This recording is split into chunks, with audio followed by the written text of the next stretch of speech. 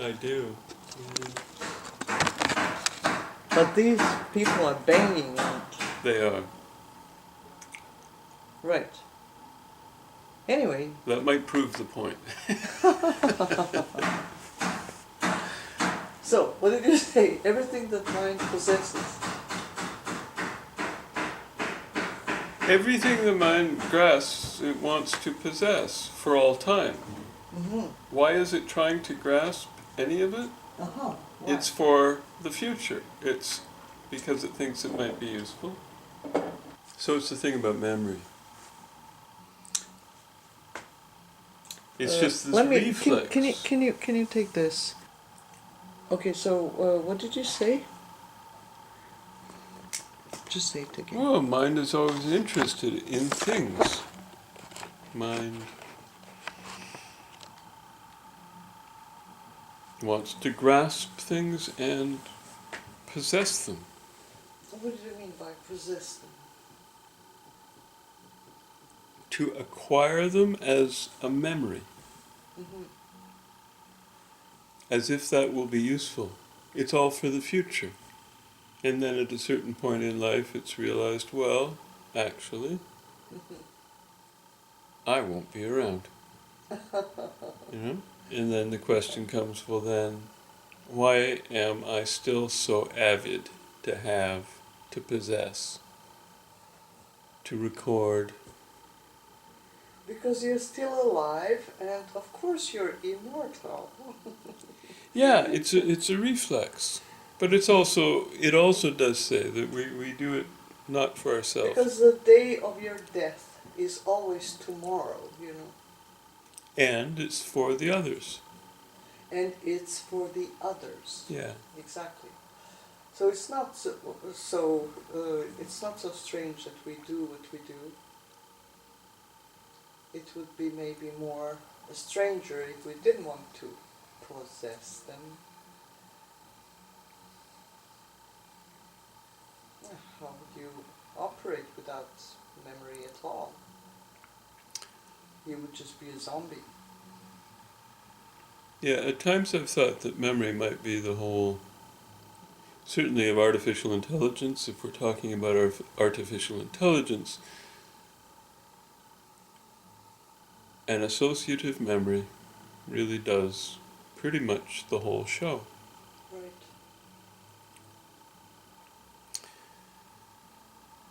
It's almost a truism in that field. And it does go back to Aristotle anyway. It's old. What goes back to Aristotle? The observation that mind works by associations. Mind works by reminding. It's all about memory. You know? That's a good one. Well, it's true. That's how it seems. The mind reminds itself. Well, everything reminds it. You can't see anything without being reminded of all those other things. And so we have a conversation, and what you say reminds me of something, and then I say that thing, and that reminds you of the next thing, and it just deviates, it just wanders away. But it's not even, it's not difficult to implement that in different ways.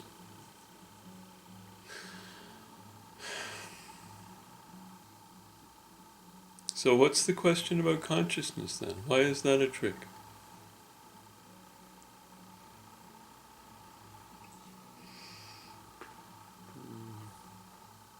Why is it magic? Why is it only us? Because of the feeling. Because it's the first person. No, because there is a feeling. There is a feeling, yeah. Yeah. I think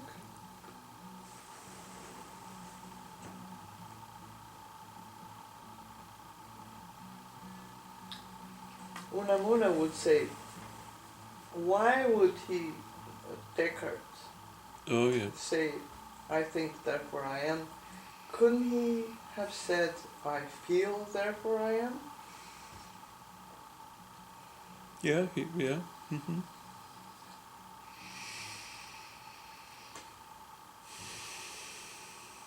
But I know what Descartes meant.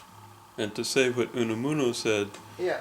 is to not know what, No, or I'm to sure. pretend to not know, No, well, I'm sick for of making a finding- point.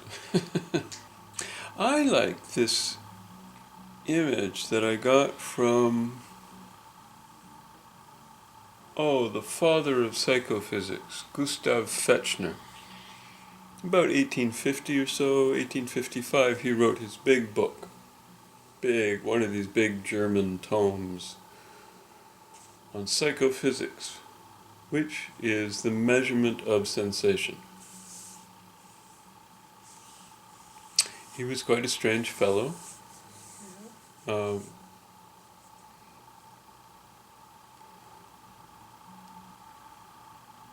Basically, he described things with consciousness as they're concave. So this Like the the bubble world. guy. Like the bubble guy, the spheres. Does he say that? No. I mean, it's a great observation. It's like when Alan Watts was saying, well, consciousness is the world from the inside. Convex and concave are complementary. If there's a concave, there is a convex. They come in pairs. You can't tear them apart. Can't have one without having the other. As the world presents to us in perception, we're seeing the world's outsides in perception. It creates a world of objects, a world of convexities. That's what we see. We see the outsides of things. They have insides. We could go in there, we could tear them apart, and everything that we would find would still be more convexities. Even though we know there's always an inside. But that which perceives, the thing it can't see, is the seeing. The thing it can't see is that which sees, which is itself, as the consciousness. And so I call that from the inside. It's a concave. Yeah. It's the concavity. And by that token, every time we see a convexity, should understand, well, it is also a concavity. There is an inside there. The world is conscious in every part. It's just we're in a bubble, so we only see this bubble. My bubble. I don't know, it's a nice poetic description, and Fechner described it as, well, there's the day side and there's the night side. So the convex for him was like, that's the night side. But there's this other way of looking at things, and it's exactly the same world, but it is filled with joy and light, and that is the day side. That's the concave. I mean, it's playing off these opposites.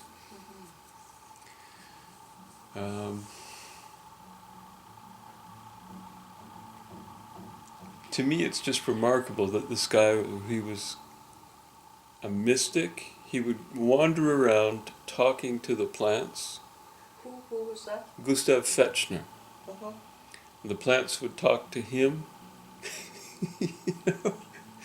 He was really an eccentric. He cut a window in his own eyeball so that he could look at his retina as it was doing its thing. It's fairly extreme. And I think what happened to him, he had a period in his life where he got extraordinarily sensitive. He had to stay in a dark room for like 3 years. Sounds, he was hypersensitive to sound, hypersensitive to light. So he was going through some major crisis in his life.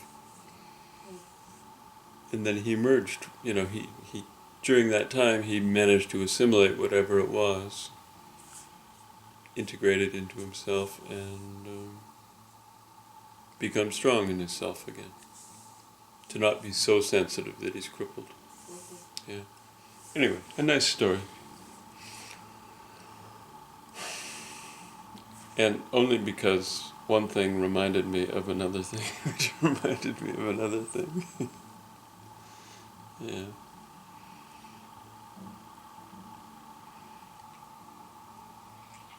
So, on that view, there's nothing mysterious about consciousness. It is universal. Everything in the world is conscious. Is an occasion of consciousness. If we are not perceiving it ourselves, well, we have our own place in the world, in this body. So, The fact that it is universal doesn't make it less mysterious. no, it's completely mysterious. Well, you said it's not. There is nothing mysterious about consciousness. Everything is mysterious about consciousness. Well, yeah, but it becomes of a piece with the mystery of why is there a world. You know, it's the same mystery. If the consciousness weren't there, the world wouldn't be there. Yeah.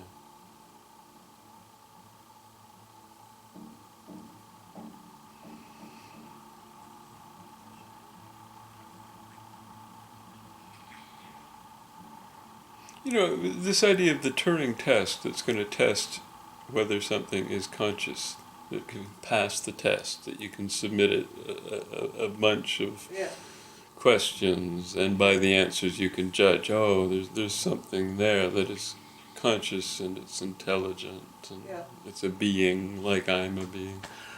But we can't know that about anyone. There's only one person we can know it of, that person is conscious. And that's ourselves, and that's only when we happen to be conscious. Which isn't all the time, apparently. I wouldn't know because I'm not there, but...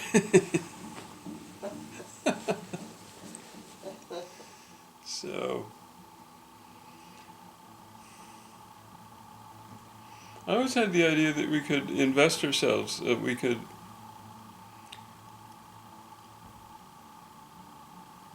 put ourselves within a different shell. I think this is maybe not such a strange idea, but that we can, like the classic example is the blind person with the walking stick. Where they are is there at the end of that stick. So there's all this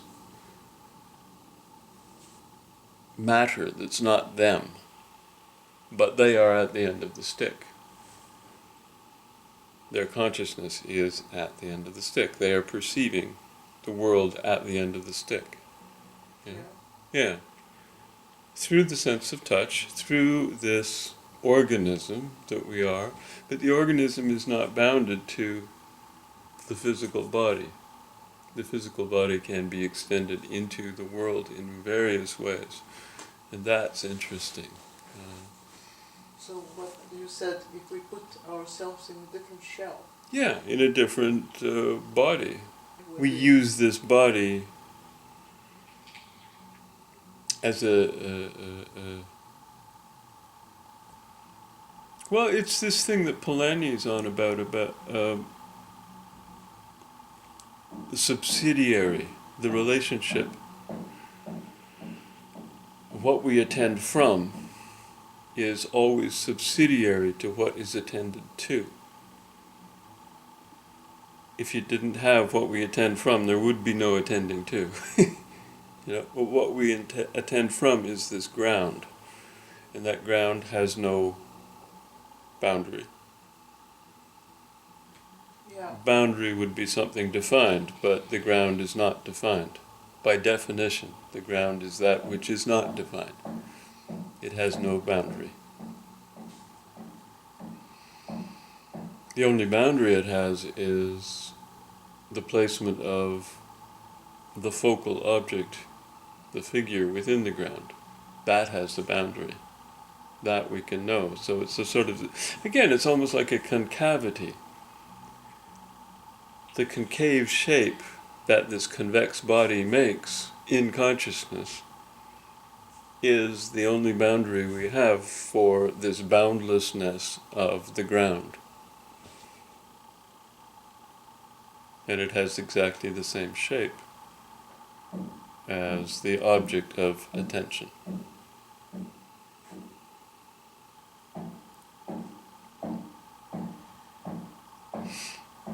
And what is the significance of the ground in that?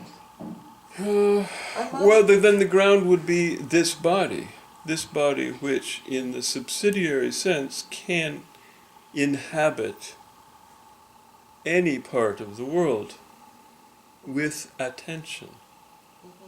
You know, using this body in a subsidiary way. Like I like to say that. When you say body, you mean mind as well. Oh yes, the body. Well, I do mean the body is sensate. Yeah. Yeah. And so I like to say that the nervous system speaks frequency. That there is a common code into which every sense modality gets translated. It operates by frequency. And, you know, there's a whole body of mathematics here. The most accessible way into this is the music theory, the harmony theory, that music is wavelengths, it is frequencies. They are two complementary images of the same phenomenon. One takes place in time primarily, one takes place in space primarily, although those are just kind of reference grids for an orientation to the same phenomenon.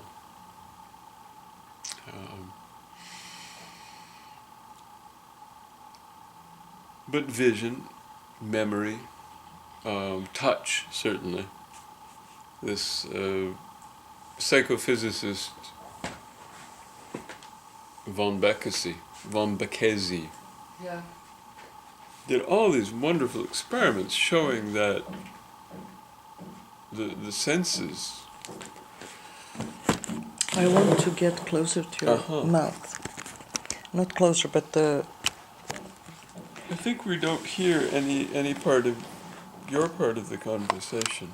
Oh, yeah, no, I'm not taking so much part. So Right. really. Yeah, once you poke me with the stick and get me...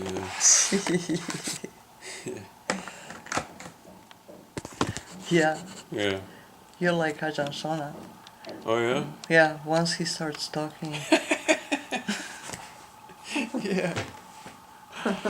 Well, no, I love this line. The nervous system speaks frequency. It does. And this von Bekesi, I don't know how to pronounce Hungarian properly, but George or Yuri von Bekesi, Yeah. or von Bekesi, I don't know how to pronounce it, but Bekesi. He was a telephone engineer. Judge, not Yuri.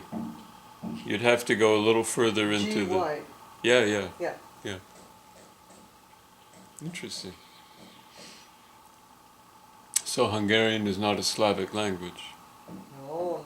No, it's It's its own. it's its own thing. Yeah. Okay.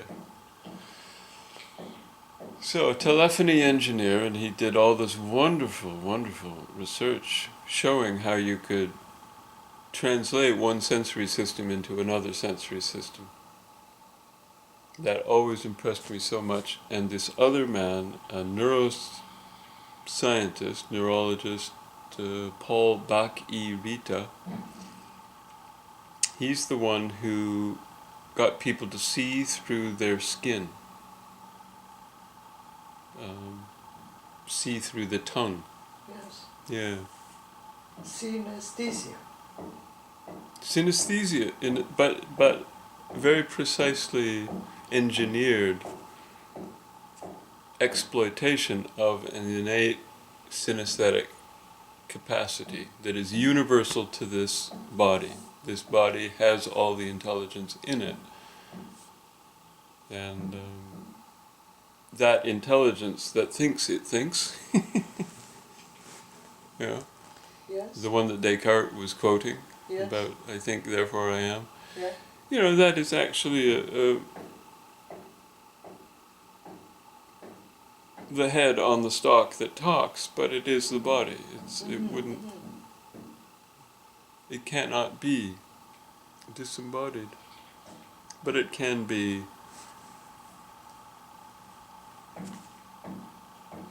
It can inhabit other bodies. There was a book called The Absent Body, which was very, very important, just dealing with this matter of how unconscious we are of our own bodies, of the feeling that, in principle, we feel our bodies. We feel a twinge here, and we bump something here, and that there, and we know roughly where our boundaries are. But it's only when one starts maybe meditating that you feel.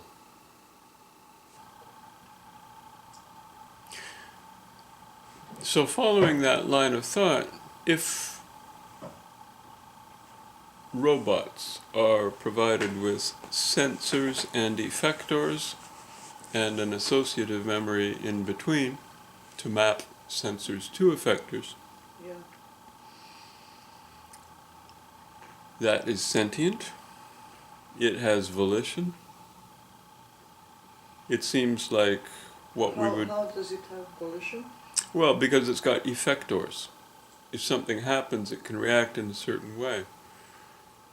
If I can sense this is happening in the environment, But then that's not volition. Huh? Is that volition? Well, if it moves the equivalent of muscles,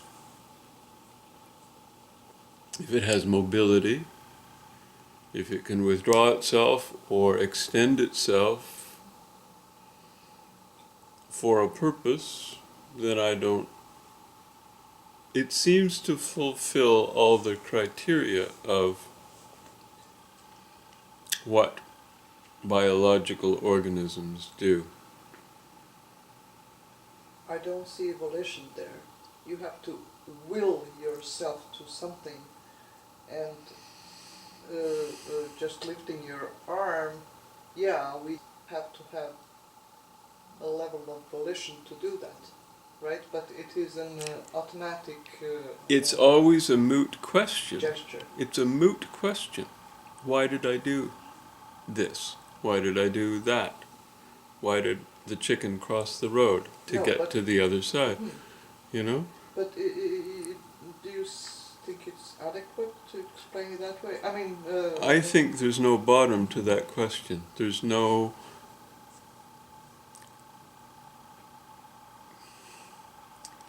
There's always an antecedent cause that is inaccessible to this consciousness as to why it does anything or desires anything. And that's why, if you ask where did a thought come from, and you really look at it, you go, oh, well then whose thought is it? Because it wasn't my thought. I found it here. I was the site where it happened, but did I do it? No. Not if I really look at it. Yeah. Yeah, I can then come up with reasons. Yes. I can come up with lots of good reasons for why I thought what I thought. Yeah, well, you see, we Buddhists, we know that. Yeah, well, you Buddhists are such know-it-alls. Yeah. Well, the thinking thought the thought. Yeah, but it's Nothing to autonomous. refute. And then if we talk about an automaton, we couldn't think if we didn't have language. Is that correct? Wait a minute, if we think automaton, we couldn't think. We couldn't think if we didn't have language. Yes. So language comes before thought. Or thought Yes. is brought into being through the agency of language, which is this social... You learned that from me. That was my vision. Oh, okay. Maybe some other people... No, some other people did write about it. Unamuno did. Uh-huh, And sure. I was thrilled, because I really thought of it myself Right. on the beach in Sweden. I just saw it and I knew it. You only think you thought it yourself. The thinking thought it and I recognized it. Yeah. The thinking thought it, and you recognize it. Exactly, that's correct. I always thought that thinking was a very passive thing, and that perception is a very active thing, which seems to be the reverse of how conventionally these are regarded. Mhm. Yeah. By active, you mean where you participate? Maybe it's because I just so enjoy participating in perception, Mhm. in flipping things around, and in the ambiguous nature of any perception. You can always play a game with it and turn it into something else. It's like Salvador Dali with his paranoid critical method. Yeah. It's like punning. There's Yeah. always a way to hear something the wrong way and to find a joke in it. Mhm. Yeah. So that's very active. Yes. Yeah.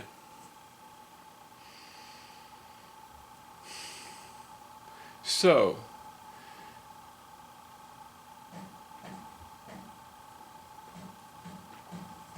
language becomes one's own as bundles of automatisms.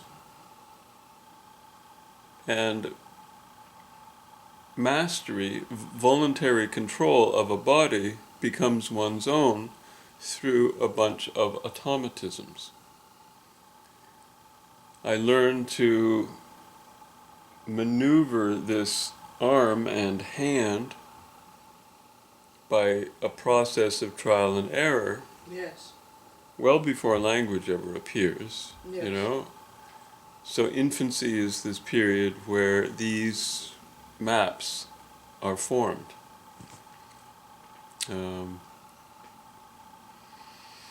And modified. You know, existing maps are modified. There's massive, what they call massive neuronal die-off, you know, around the time of birth and again at a couple of years in, where... But don't you learn language in a similar way? Absolutely you do. Yeah. Sure. It's not, you don't do it by studying grammar. Yeah. I do. Well, yeah, not your first language, your Yes. second language. I'm just and, kidding. and I'm just kidding. yeah, but that's No, when I was a baby, really. the littlest logician. Yeah, Yeah. yeah. So these things that are very organic and very natural are automatic. They're automatisms.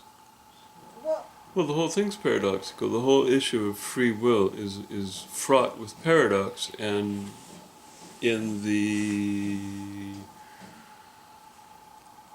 spiritual, religious, mystical, theological tradition of the West, the European world, the yeah. Christian world, it's a big deal. Free will's a big deal.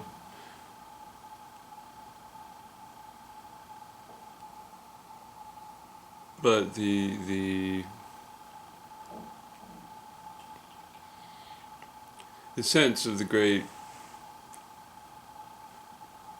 masters, thinkers in this tradition, the great mystics in this tradition, is that the consensus is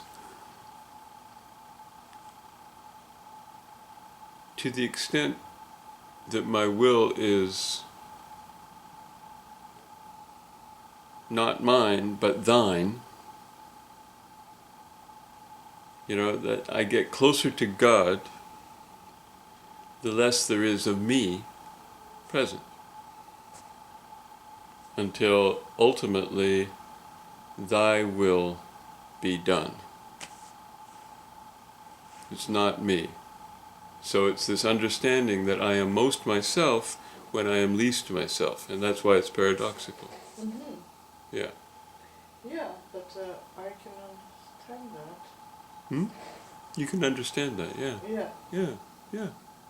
Yeah, anyone can, sure. It's but the teeter-totter of the paradox is the same question, I think, as this question about volition in animals, in machines, in humans, in me.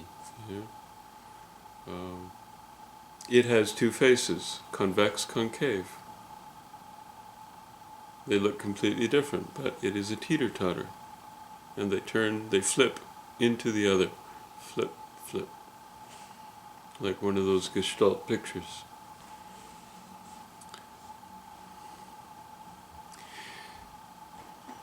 So this is all leading up to trying to answer this question about what has consciousness to do with artificial intelligence. And so I guess I'm just feeling my way towards this understanding that there's no objection to attributing consciousness to a machine and an automaton that we've made.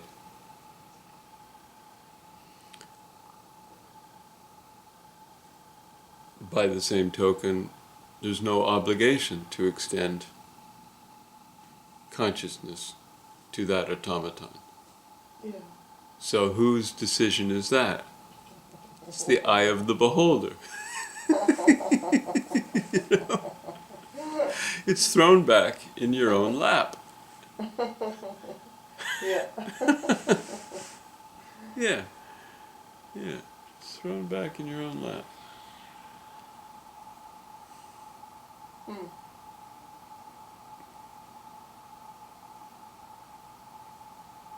So the Turing test ends up just being a mirror.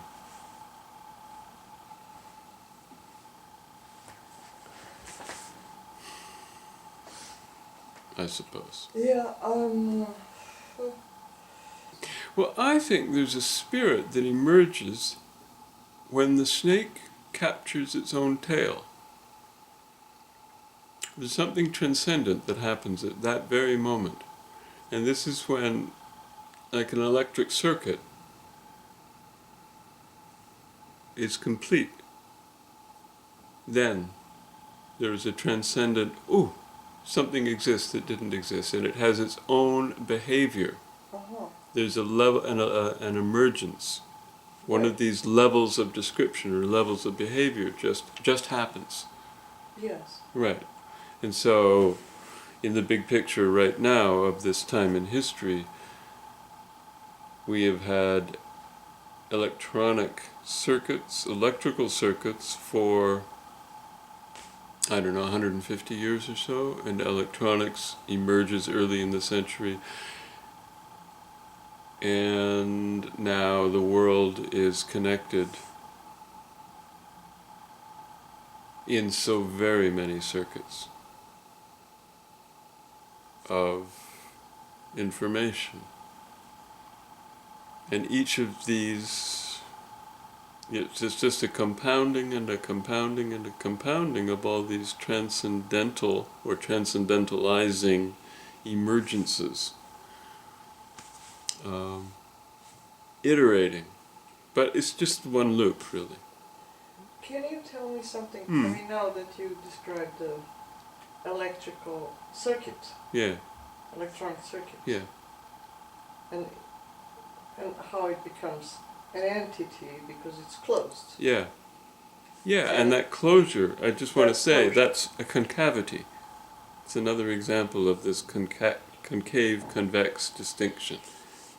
Yeah. Mhm. Okay.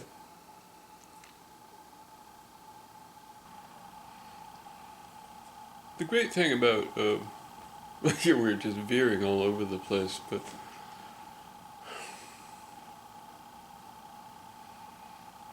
there's this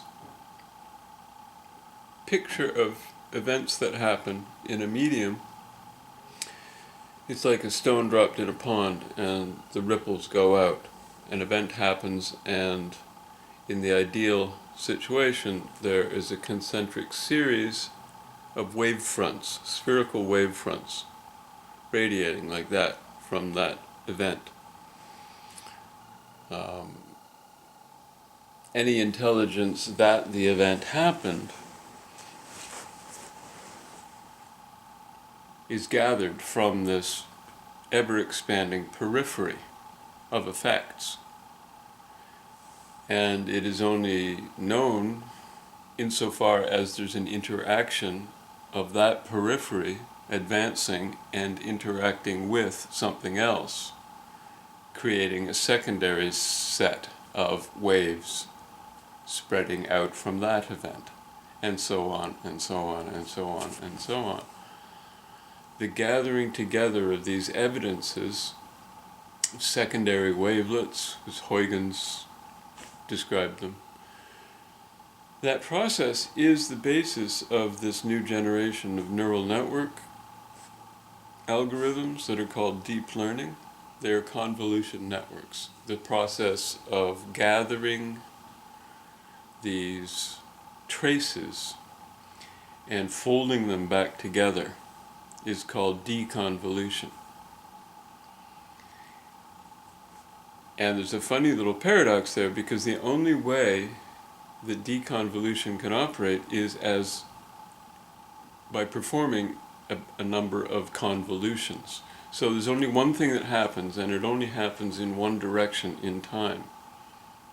And the image of that thing happening is this singular event radiating out like that. And it's a nice image. I love this sort of quasi-paradoxical quality. The deconvolution is just a bunch of convolutions, right? But it manages to somehow undo. It's like Kierkegaard said, life is lived forward but is only understood backwards, right? So it's the understanding backwards, which is what these deep learning neural networks do. And all they're doing is trying to automatize the formation of automatisms. You know? The acquisition of the habits of perception that we learn before we can know that we're learning. And it's not a learning you can ever turn off. You know, it's just vast correlations. Convolutions.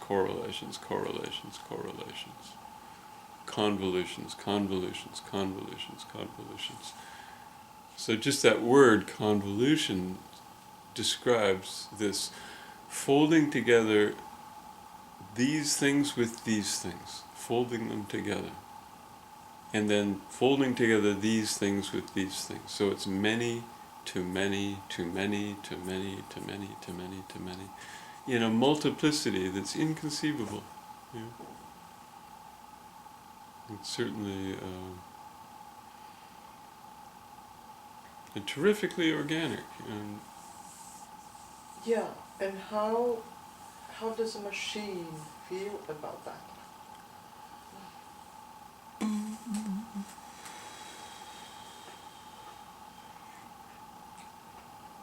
Well, you know, I don't think there's anything to prevent.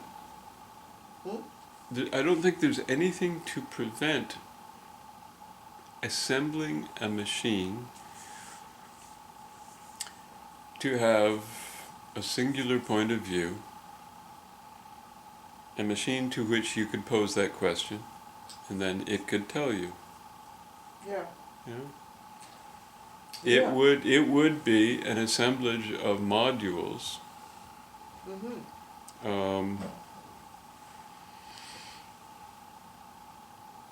Would you believe what it told you?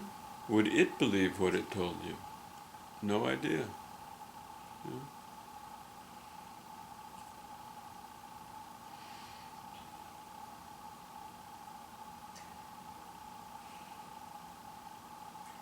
Well, you see, it's just to what end all Yeah. that happens, right? It's like the question of what's the meaning of life. It is like that question, yeah. And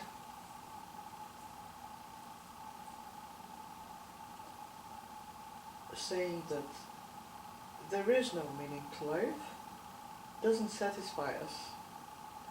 I'm close, I'm pretty close to being actually satisfied.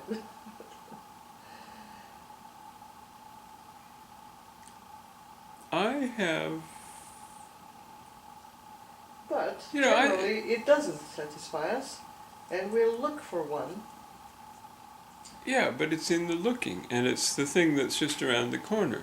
The meaning is never present, it's always just about to show up. It's the anticipation of the meaning that is the meaning. The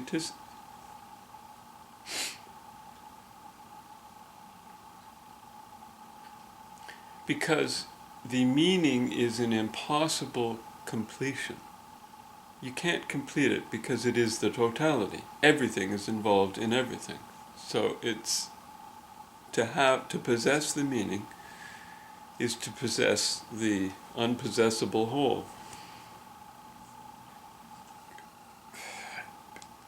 It cannot be encompassed, and one is already it.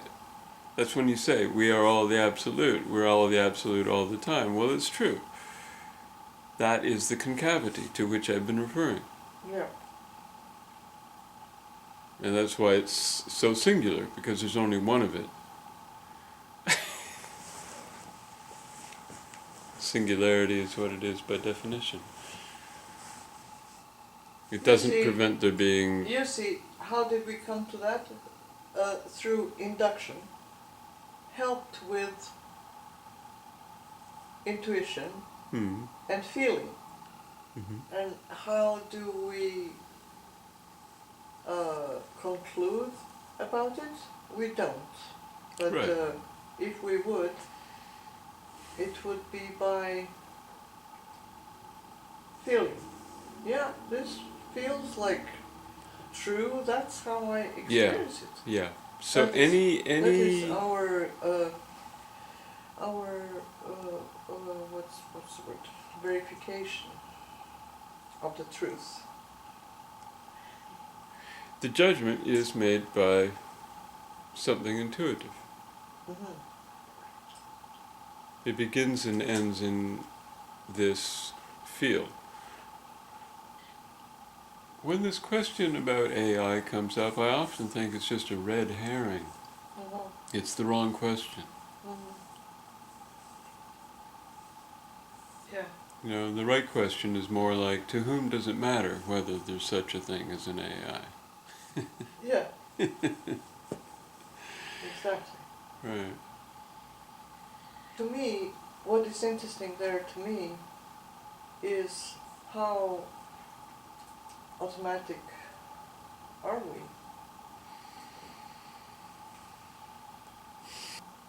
Yeah, it's kind of the Pinocchio question. There's this wooden puppet. It becomes a real boy. Strings get cut.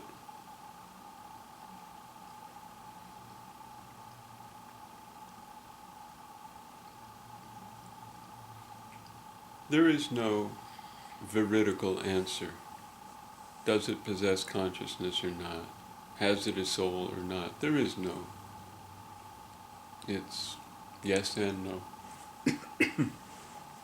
And it depends completely on who's asking, who wants to know, and what they will accept as an answer they'll be happy with. Well, inanimate matter doesn't have consciousness. Inanimate matter doesn't have consciousness, Yeah, is what like you said. a rock doesn't have consciousness. I don't know. You don't know. I don't know either. and the philosophers, thinkers who I most respect they incline to the view that, well, actually, there is consciousness there. It also makes sense to me that souls are created in this act of love, and that a paraplegic, a quadriplegic in a hospital bed who's been in a coma for years is if they are equipped with capacity, input, output, sensory factor. If you can find one little thing that can go from this state to that state and from that state to that state, there is a window on that soul, and they can, in principle, Yeah. restore themselves to possession of that body or another body, a robot body. They could become the soul of the world just by acting on that capacity to go from this state to that state to this state. Yeah. Yeah, that's all they need. So, yeah.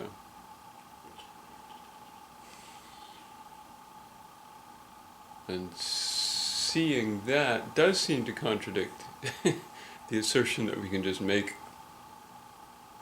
an artificial consciousness. I mean, maybe that artificial consciousness or that artificial entity is just a puppet, always just going to be a puppet. It can fool us.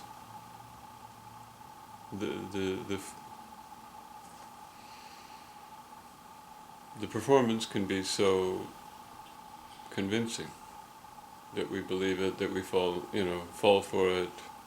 The Blade Runner story, these replicants. They're just puppets.